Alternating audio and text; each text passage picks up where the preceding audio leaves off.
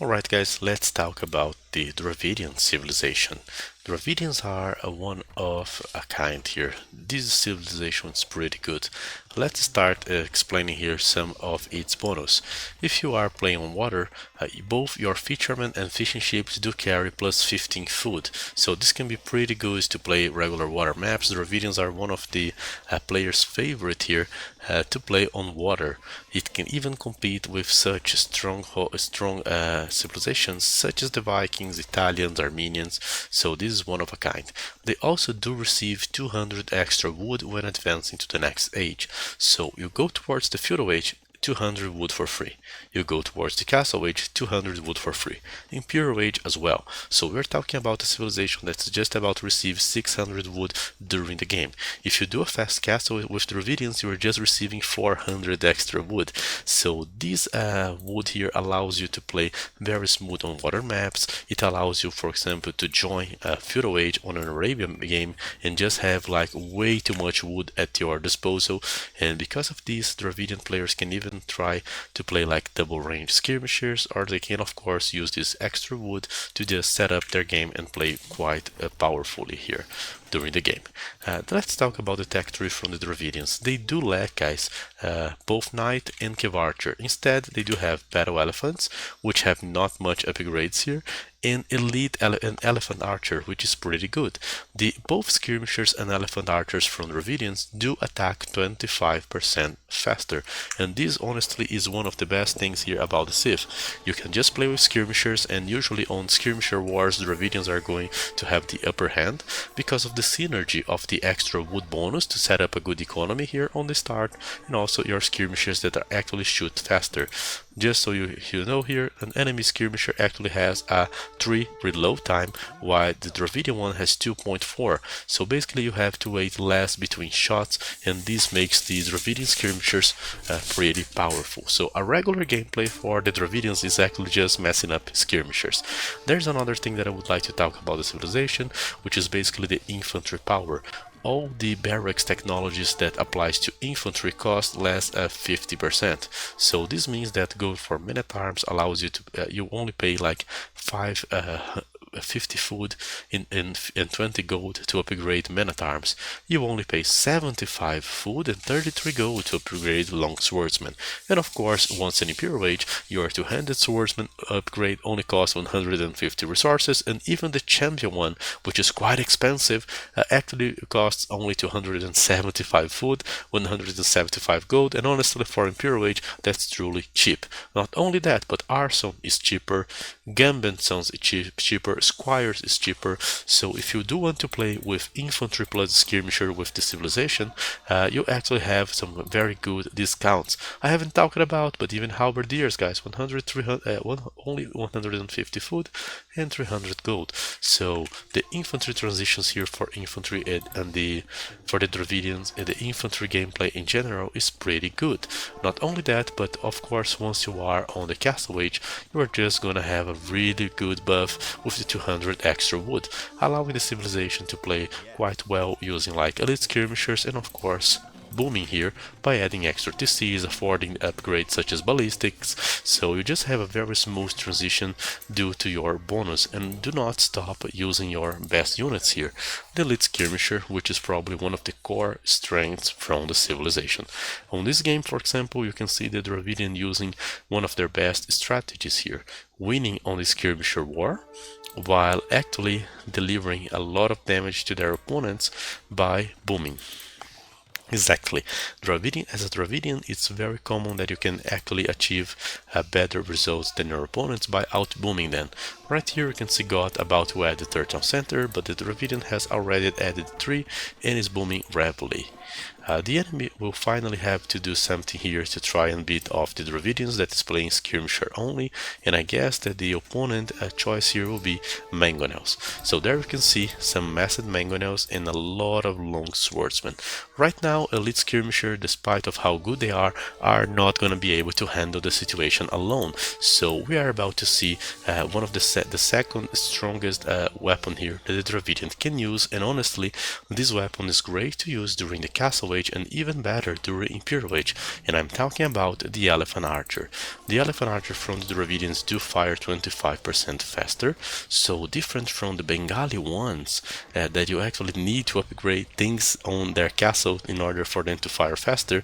This elephant has an attack reload time of only 1.60, so this is pretty good.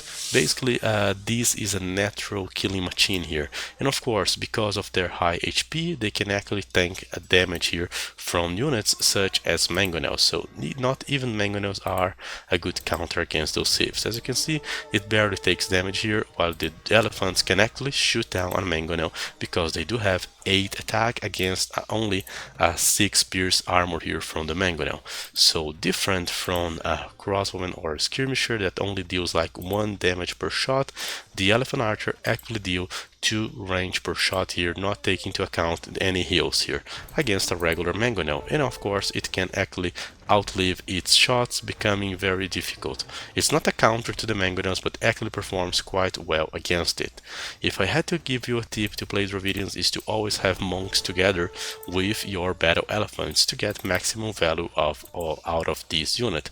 In case you want to know, the elephant archer does cost 60 food and 80 gold, so it's like 5 gold more expensive than a knight. So basically, if you can make like 6 knights, you can probably make 5 elephants as well. And of course, with this economy setup from the Dravidians, you can play pretty well. Let's see how these weapons and how the civilization behaves here on Imperial Age. Remember that we are actually watching a fight between Dravidians and Goths. As you can see, Dravidians is about to invest into a second castle, which will protect all this area from its economy. And the Dravidian player is already making some upgrades for the infantry, setting up extra houses and of course healing up his elephants. Since we are about to go towards the Imperial Age against the Goth, it's very likely that the Goth player can actually play here using Hurskulls, and we're about to see here is another weapon from the Dravidians being used, which is the Urumi Swordsman. Let me take a time here to explain this unit. It actually has a charge attack, so as you can see, the Urumi Swordsman has a 9 base attack plus 13 here. This big plus here with this white line means that it is a charge attack, which also has blast with it. So basically you can actually hit multiple units when you are actually using this flexible sword. Did you guys ever watch Demon Slayer? Yes, this is Mitsuru swords on a unit. That's basically how I could explain it better. So basically this charge attack is great for the early engages, and this unit, thanks to the charge attack, can take down enemy infantry quite well. Honestly, I have even seen games from Urumi Swordsmen trying to fight against elite cataphracts using their unique stuff here, their unique attack. And of course, with the combining elephant archers with this unit provide a great result. Let's take a look here on how they do perform against a Goth during the Imperial Age. As you can see, we're about to see the elite version of the Urumi Swordsman. Let's see their stats. And the Urumi Swordsmen actually have 65 HP. That's not a lot. 11 base attack, but once they get their charge attack back, they actually develop here towards what? How much? Oh, it's not showing. Is it a bug? Yeah, that's probably a bug. Anyway, they do have their... oh, that's it. 11 plus 16 here. So that's a big volley here that also hit multiple units. And on top of that, this unit actually has a natural melee armor here, which can actually be helpful on confrontations. I think that the biggest downside from the Urumi Swordsman is that it doesn't have enough pierce armor. It has a base of 0 pierce armor, making it a very easy target for castles and for enemy ranged units. Let's talk about the crowns here from the Dravidians. One of the crowns that we're about to see being researched here is Wood's Steel. Wood's Steel is the golden crown from the civilization, and honestly, your infantry upgrades might be cheaper, but Wood's Steel is quite expensive. 650 food, 550 gold, but honestly, this allows both your infantry and cavalry to ignore armor. This is insane. You know when you are playing with a civilization like the Laides that just ignores the enemy armor? That's the same thing here with the elite room swordsman. So we're not only talking about 11 plus 16 attack, but we're talking about 11 plus 16 attack that will ignore armor. So this means that this unit can just deal in a single blow 27 damage to a heavy armored unit, such as a Elite Teutonite, such as a Paladin, such as a Boyar. So once you have this Golden Crown upgraded, it means nothing for the civilization to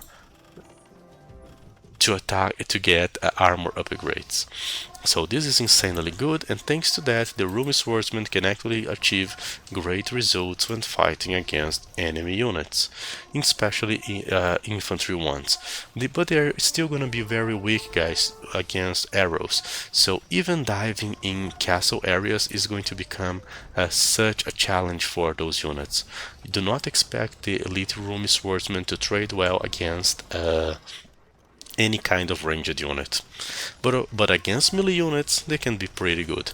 I'll be very honest with you guys, if I had to choose I would rather be using Dravidian champions instead of this unit, but as you can see, if you have to get a fight here against enemy siege or enemy infantry, you can actually deliver quite a significant damage, being able to counter any other infantry. Honestly, I think that the god would only be able to kill this unit if he actually played with some counter unit, such as the hand cannoneer or the Revicav archer. On the melee stats here, the god would need to outmass them heavily if they actually wanted to have some chance. So this is the Rune Swordsman, one of the biggest powers from the Dravidians, and honestly, if you do play infantry with this civilization, it will actually have great synergy with the elite skirmisher play, which can cover up some of their weakness.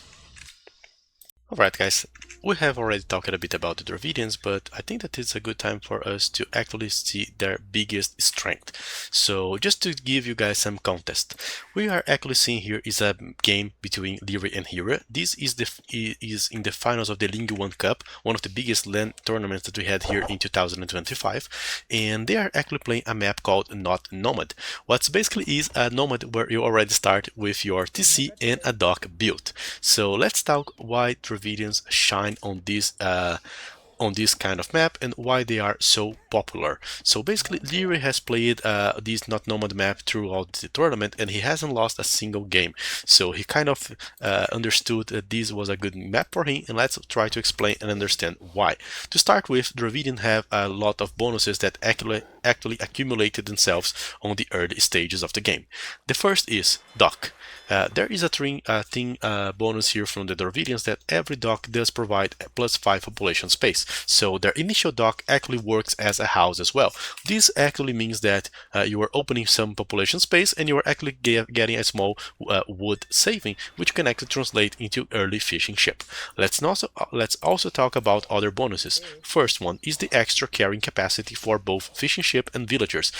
Their villagers can actually collect 25 food from shore fishes, which means that whenever those guys are getting shore fishes, they are a lot more efficient, especially when they start eating shore fish that are getting far away from the dock. The same goes here, the same applies here for the fishing ship. The Dravidian fishing ship actually have this extra carrying capacity, meaning that they can actually hold up to 30 food on each one of the trips. This is not so significant on the early stages, but as the game goes by, you are actually going to finish eating off the easiest fishing ships, and you are actually going to start eating the ones that are more far away from the dock. So basically, having this extra carrying capacity increases by a lot the efficiency of the fishing for the civilization. So you are actually stacking 3 different bonuses here, or let's say at least 2 different bonuses, which is the extra capacity for carrying fish and the extra population provided by the dock. And of course, if you are talking about an hybrid or even a water map, this means that you are actually going to play with multiple docks.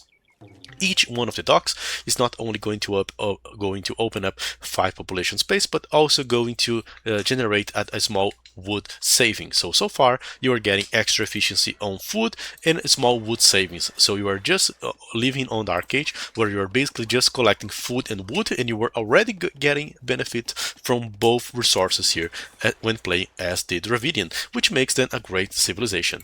As the game goes by, as you can see, you are actually going to keep massing more and more fishing ships.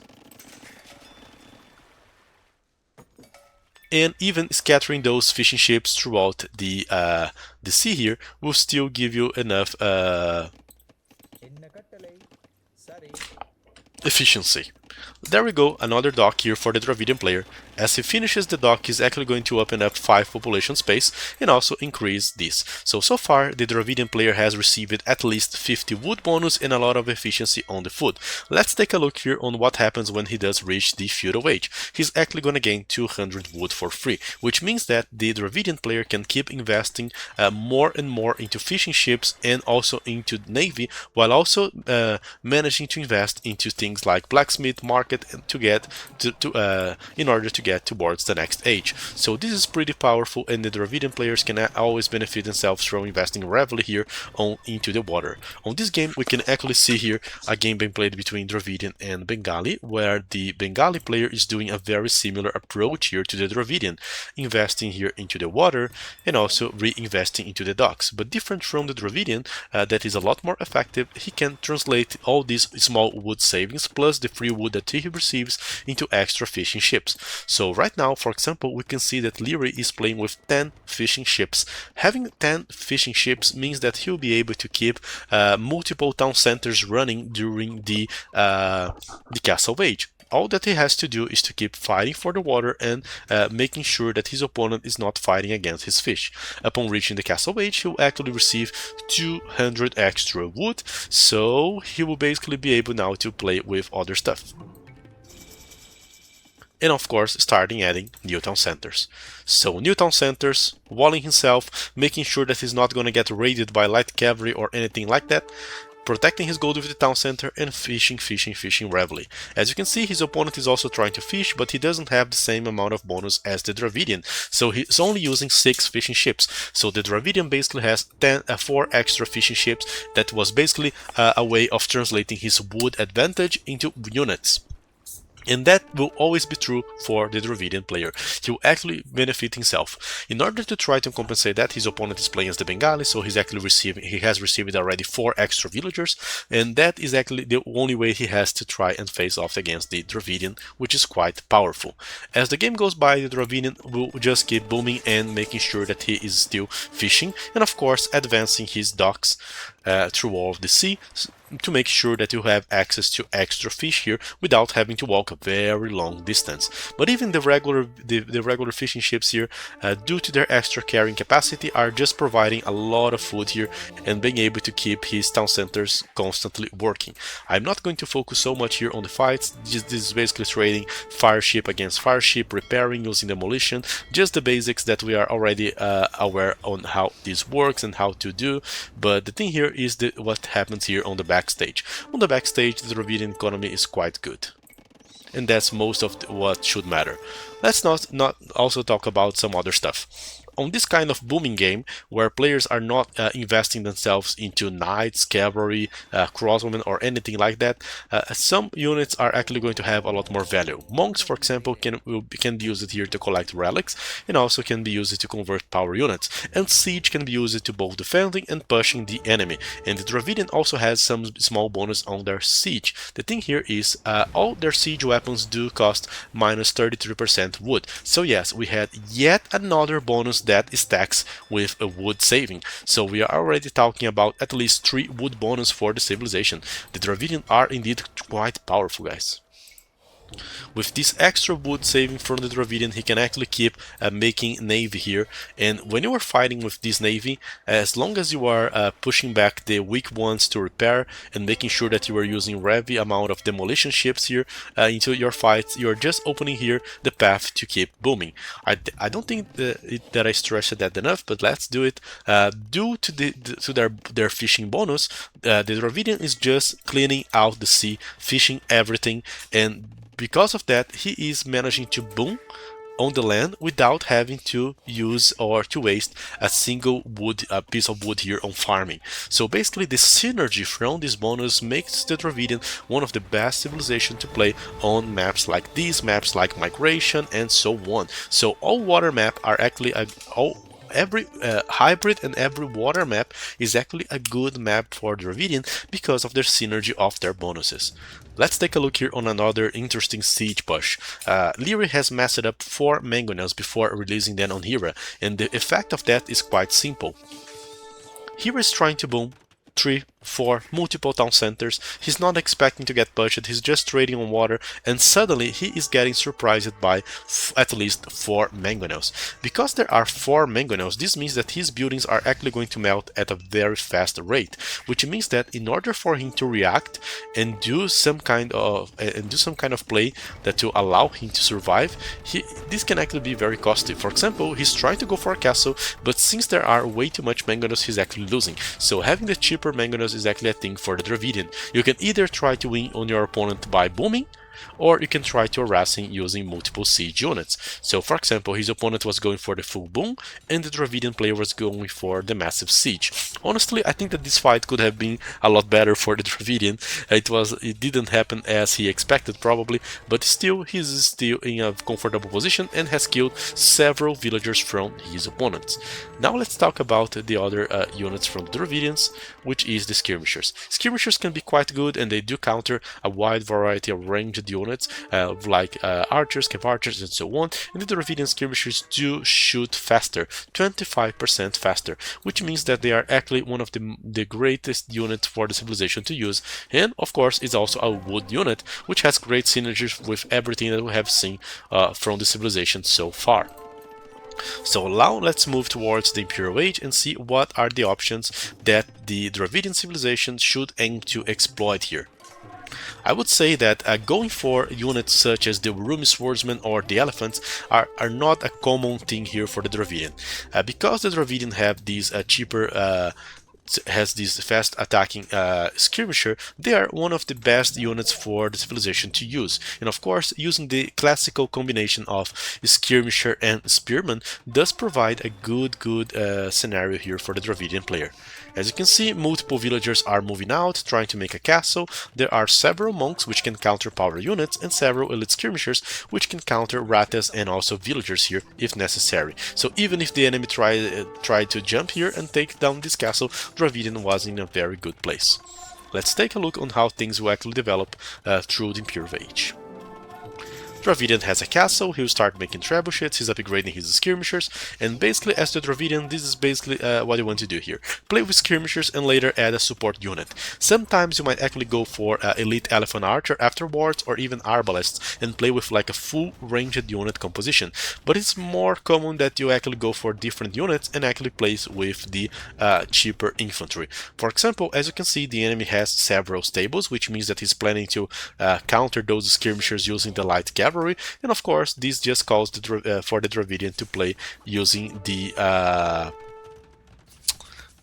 halberdiers. And of course, since you are Dravidian, you also have a cheaper technology tree. You only pay 80 food and 45 gold to upgrade the pikeman, and you are only going to pay 150 food and 300 gold to upgrade the halberdier. Having this 600 gold in order to afford to upgrade the halberdier is one of the trickiest parts of that, but a Dravidian have this 50% discount makes it very smooth to transition into that unit.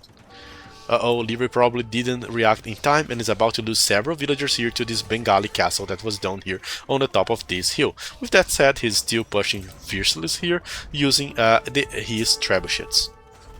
The Dravidians do have something that can be quite crafty here on these early trebuchet wars, which is the access to bombard cannons. Some civilizations like the Bengalis, Georgians, and others that are quite powerful ones do not have access to this unit, but the bombard cannon can make all the difference on the early Imperial Age. For example, take a look on this fight. Both Leary and Hera are using trebuchets. They are trying to kill each other trebuchets and castles, but with the access of a single bombard cannon, the Dravidian player can actually go there and snipe the enemy trebuchets. And this is probably the biggest thing that the Dravidian player can use here as his leverage against some of the matchups that he will ended up facing on hybrid maps, like the Georgians, Japanese, Bengalis. So this can actually be one of the biggest assets here from the Dravidian. Not only he has great spearman and great elite skirmisher, but he also has access to bombard cannon. Stark, okay, I'm seeing like multiple skirmishers and multiple halberdiers. What if the opponent goes for the champion? Well, I will give you only 3 options here from the archer range. arbalesters, which are great dealing with infantry, hand cannoneers, which are quite crafty and especially good against infantry units such as the Hurskalls, and elite archer elephant if you actually have a few more resources to spare for a better ranged unit. So yes, you do have multiple options against infantry, which makes it, and also your own infantry is quite powerful because you do have access to an upgrade called Wood Steel, which basically allows your infantry to ignore the armor of their enemy units, which basically is the same effect of Alitis from the Lithuanian, but apply it to all your infantry and cavalry units. With that said, the Dravidians just need to keep pushing here using this small composition of their elite skirmishers, which are better than the opponent ones, their infantry that was cheaper to upgrade, several trebuchets that most civilizations have, and of course bomber cannons, which can be used not only to snipe enemy trebuchets but also to support and give some small aid to get buildings down faster. With that said, Dravidians have this perfect composition here that will be that's very generalistic but works quite well. And of course, as you can see, the halberdier itself, even with a single upgrade, can actually be quite crafty and do whatever what they are designed to do. Dravidian keeps pushing, multiple skirmishers, multiple spearmen, and that's how things should go. That's exactly how you should expect this civilization to be played.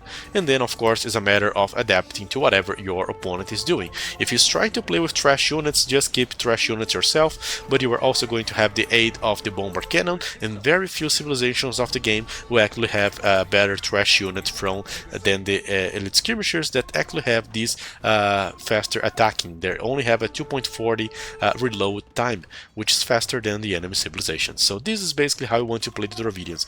Scale very well on the early stages of the game using all of your food and wood bonuses, and later play into the elite skirmishers and halves. This is probably the best way to play the Dravidian, and of course you can also use a few monks, cheaper siege. Also, cheaper siege also applies to bomber cannons, so those bomber cannons are only costing 150 wood, and even the trebuchets are cheaper, costing only 133 wood. So you have constant wood savings throughout the game, which is pretty good for the civilization. 600 free wood until Imperial Age, plus all the wood savings that you get from the docks, plus the wood savings that you get from the siege. So that's probably the most wood savings you can get on a civilization, and that actually is even better, for example, than the Malian's wood bonus, and some can argue that it can actually even be better than the Celt wood collecting bonus, because you actually have wood saving bonus. I wouldn't see a Celt trying to do similar stuff here, and the Celt wouldn't have a very wide tech tree. They wouldn't have these better skirmishers, they wouldn't have bomber cannons, so they would actually lack some of the weapons that truly makes a difference here for the Dravidian player. One of the downsides from the Dravidian is the lack of mobility. As you can see, he's constantly getting exploited here by enemy light cavalry. So one of the things that the Dravidian player should always be looking forward to do is 1. Wall himself, adding multiple layers of walls, and protecting his base with multiple castles. So adding multiple castles to protect your base combined with walls is probably the way to go here for the Dravidian player, so that when your opponent tries to raid you, he will actually have to get through the castles and through the walls, and trying to do that can be very difficult for a player and can actually cost most of his units, decreasing its efficiency. With that said, just keep pushing as the Dravidian, harassing enemy town centers and harassing enemy buildings, getting good fights, using your bomber cannons for good shots. This is what exactly how you want to exploit the civilization and why is it so powerful. So in Arabia, they might not be so popular. They can actually still play with like the infantry and skirmisher compositions. They can play with ranged units, but of course they do suffer a bit by lacking knights, by lacking cav archers. There are other weapons that they can use, but they are not so popular. So do not expect Dravidians to be picked on the finals of King of the Desert, but surely expect the Dravidians to be picked whenever there's a tournament that features either water or hybrid maps. For example, in the Titans League, if you are watching the maps Evacuation, Pacific Islands, Cross. All of those maps can actually feature Dravidian, and they are actually one of the best civilizations to be played on those maps. So I think that I have already talked about the Dravidians a lot. As you can see, the game plan doesn't change so much. It's just spamming skirmishers, it's just spamming halberdiers, but there are other weapons that the civilization can use as well. As their infantry upgrades are cheaper, transitioning into champions is also cheaper. So if you got yourself stuck in a full trash unit war like this guy is, adding champions is probably one of the best things that you can do here. Different from the Bengalis or the Burmese, they do not have the best battle elephants, so their battle elephant is not something to behold, but they can actually go for this cheaper to upgrade infantry line and support it with the Woods Steel, which is basically the ability of ignoring armor. This is especially good against heavy armored armies here, but to be fair, the Dravidian champion can even fight against elite Teutonites after getting this upgrade. So that's how crafty and how powerful that is. You can actually ignore armor from your opponent, forcing your infantry to be a lot better than the regular one. Game is still going on. As you can see, whenever Dravidian feels pressured, he can actually use the bombard cannons, so winning and pushing back the Dravidian can be quite a difficult task if you lack these units.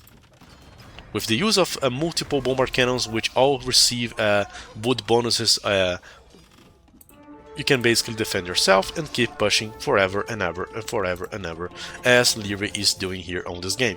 Despite the way that Hira is spreading himself towards the map, getting corners, adding castle in every corner and making it difficult to push him, he still struggles to fight against the Dravidian player because of the bombard cannon and because of all their other weapons. By the way, guys, Lyra is still upgrading his army. He still hasn't all the upgrades. He's only now getting to reach the blast furnace, so he's basically pushing using skirmishers and supporting it a bit with castles and infantry.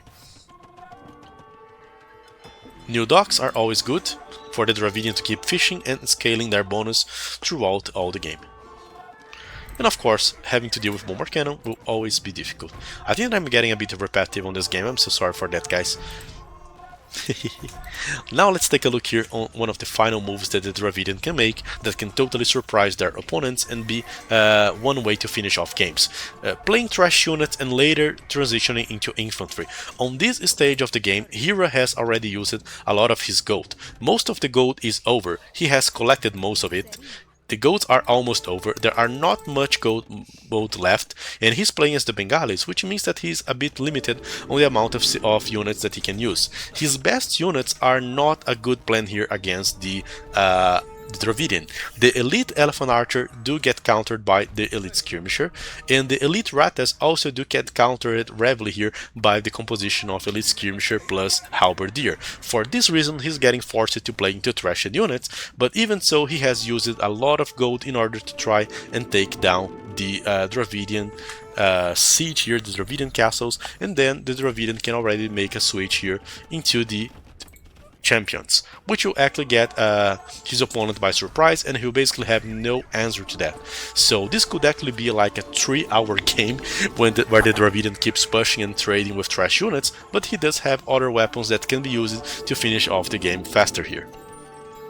And that's exactly what we are about to witness. As you can see, champions are getting upgraded, and we can already see a big amount of champions here on the quill with siege. So playing trash units also has this advantage. You are actually going to save up some gold, and you can later save this gold to make a big push on the Imperial Age. So different from other civilizations that actually opened up with gold units and later transition into trash units, Dravidian can switch things a bit by opening up with trash units, switching that into gold units later, making it very difficult for the opponent to play against. As you can see, Bengali best shot here is to use multiple monks and try to fight closer to castles, but that's very difficult, and once the Dravidian has this leverage, he can force his opponent back and use all his cheaper siege to finish off the game.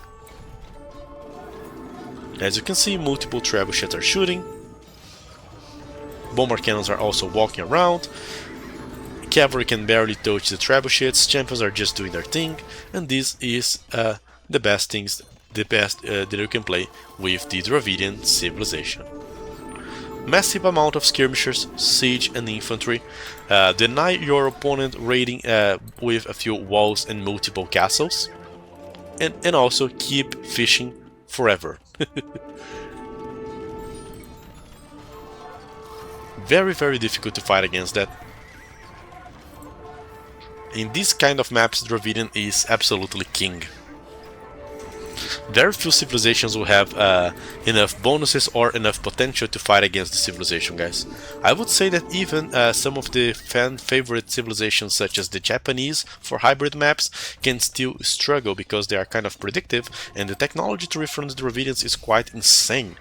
They do have this access to bomber cannons, they do have access to all the siege. If you even want to upgrade siege onager, even that you have siege elephant, so they have like all the full siege technology tree, guys. Very, very insane civilization.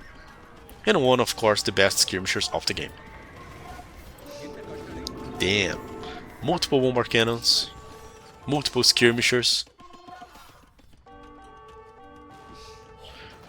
Honestly, I don't know how Hira is living so long here on this game.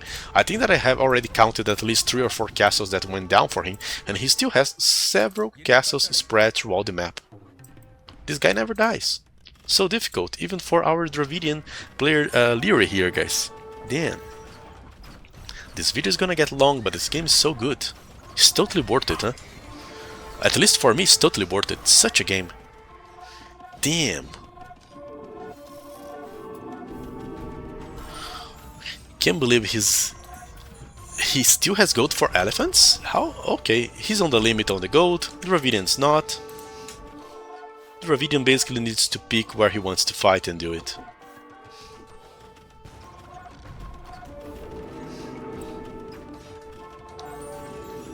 This is crazy. Crazy, crazy, crazy game, guys.